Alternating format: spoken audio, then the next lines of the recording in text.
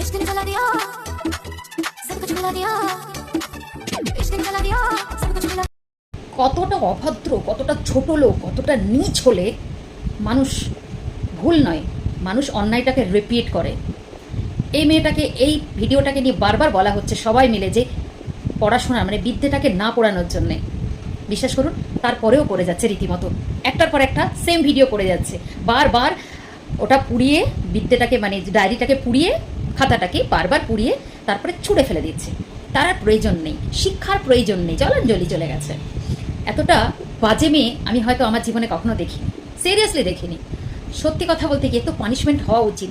অতিবার বেরো না, ঝড়ে ভেঙে যাবে, অতি ছোট হয়ে না ছাগলে মরে খাবে, তো অতিবার বেড়েছে, বুঝতে পেরেছ?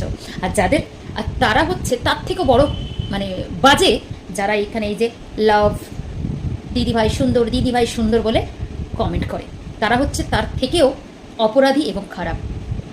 আমি জানি না তাদের ফিউচারে তাদের সন্তান থেকে শুরু করে তাদের পরিবারকে পড়াশোনা করে কি না, বা করবেও কি না। আশা করি করবে না, না হলে কেউ সাপোর্ট করে এরকম জিনিসের, জানি না।